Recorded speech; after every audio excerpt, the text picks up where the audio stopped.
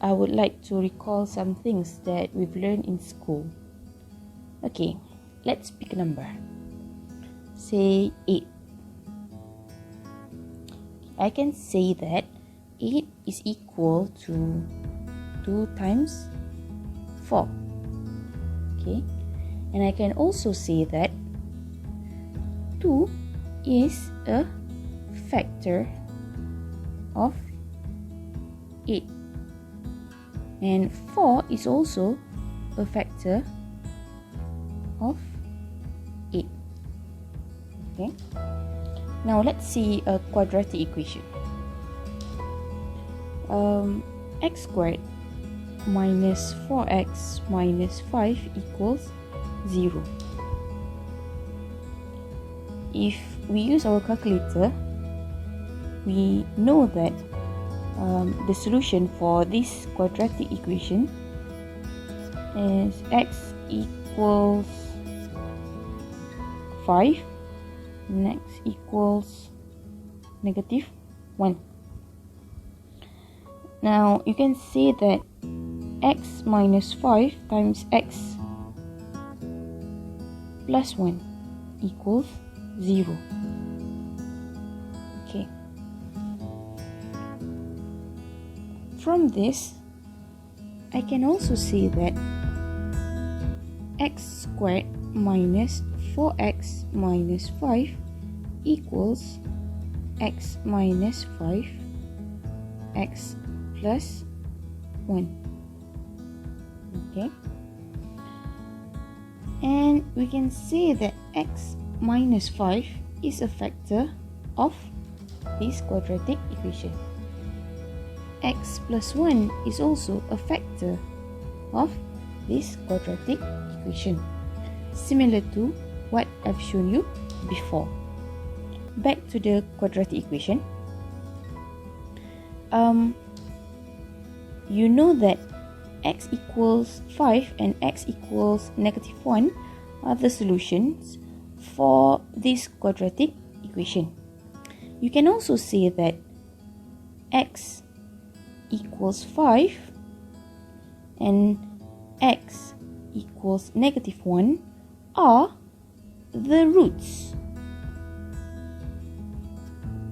of this quadratic equation.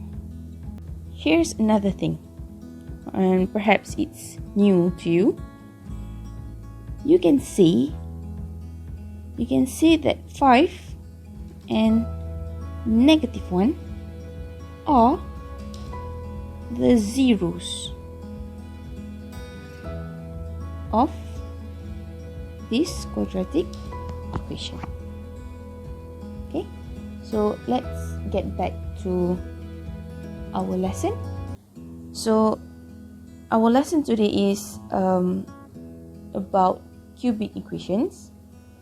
At the end of this lesson, students should be able to define a cubic expression and solve cubic equations when one root or one zero or a factor is given. Let's take a look at the definition first. In mathematics, a cubic expression is an expression in which the highest occurring power of the unknown is 3. For example, 2x cubed minus 4x squared plus 3x minus 4. So cubic expression ni dia mesti ada kuasa 3 dan tak boleh ada lebih daripada kuasa 3. Okay, the general form of cubic equation may be written as ax cubed plus bx squared plus cx plus d equals 0. Here is an example of a cubic function graph. So bentuk cubic function ni, cubic function graph seperti ini atau macam ni. Okay? Solving cubic equations. If a root or a zero or a factor of a cubic equation is given, we can solve the equation using long division. Alright. Sebut pasal long division, saya nak recall sikit apa yang kita dah belajar masa kat sekolah dulu. Okay. Let's see. Kita ada 945 bahagi 7 sama dengan berapa Kita dah belajar kat sekolah cara kira untuk lazim. 945 bahagi 7. Ingat tak bentuk ni? Okay.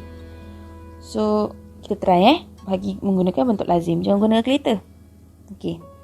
So, 9. 7 darab apa? Dapat dekat-dekat dengan 9. So, 7 darab 1. So, 7 darab 1 sama dengan 7. So, kita tolak 7 daripada 9 tadi. Dapat 2. Bawa turun 4. Jadi 24. 7 darab berapa dekat dengan 24? 7 darab 3. So, 7 darab 3 sama dengan 21. Kita tolak 21. Dapat 3. So, bawa turun 5. So, jadi 35. 7 darab 5 sama dengan 35. So, kita tolak. Habis. Tak ada baki. So, kita boleh kata kat sini 945 bahagi 7 sama dengan 135. Atau kita boleh cakap 945 sama dengan 7 darab 135. Ingat, 7 tu faktor kepada 945. 135 pun faktor kepada 945. Macam saya tunjuk awal-awal tadi. Okay. So, untuk solve example 7 ni, okay, kita kena guna long division. Given that x minus 2 is a factor of 2x cubed minus 3x squared minus 5x plus 6 equals 0. Factorize and state all the roots of the equation. So, kita nak factor, kita guna long division tadi. Konsep sama je. So, 2x kuasa 3 tolak 3x kuasa 2 tolak 5x tambah 6 bahagi x tolak 2. So, x ni darab berapa? X darab berapa dapat 2x kuasa 3. Kalau kita fikir-fikir, x darab 2x kuasa 2. So, 2x kuasa 2, kalau kita darabkan dengan x tolak 2 ni, okay, kita akan dapat 2x kuasa 3 tolak 4x kuasa 2. So, kita tolakkan ni tadi daripada equation ke atas tu, kita akan dapat x kuasa 2. So, bawa turun negatif 5x. So, sekarang x ni kita fikir lagi. X ni darab berapa untuk dapatkan x kuasa 2 kat sini. Okay. So, x darab dengan x. Positif kan? So, x. So, x darab dengan x tolak 2 akan dapat x kuasa 2 tolak 2x. Kita tolakkan benda ni semua daripada x kuasa 2 tolak 5x. So, x kuasa 2 tolak x kuasa 2 akan dapat kosong. Negatif 5x tolak negatif 2x akan dapat negatif 3x. And bawa turun 6. 6 tu positif. X darab negatif 3. So, negatif 3 darab dengan x tolak 2 akan jadi negatif 3x tambah 6. Kita tolakkan semua ni daripada negatif 3x tambah 6. So, akan habis. So, kat sini kita boleh kata 2x kuasa 3 tolak 3x kuasa 2 tolak 5x tambah 6 sama kosong. Okay, ini kita dah ubah tadi. X tolak 2, 2x kuasa 2 tambah x tolak 3 sama dengan kosong. So, yang part kuadratik ni boleh je nak guna kalkulator. kita factorize lagi sikit, akan dapat 2x tambah 3 x tolak 1 sama dengan kosong. So kita dah pun factorize equation tadi menggunakan long division. Okay, so tengok next question. Question ni lebih kurang je macam tadi, cuma tadi dia bagi factor, sekarang dia bagi roots. Given the equation x kuasa 3 tambah 4x kuasa 2 tambah 5x tambah 2 sama dengan kosong, with one of the roots is x equals negative 1. Okay, so tadi kita dah bincang pasal roots kan. Okay, roots kita boleh tukar dalam bentuk factor. X equals negative 1 ni roots, so x plus 1 is a factor. So kita dah tahu satu factor, kita boleh guna je long division untuk cari factor yang lain.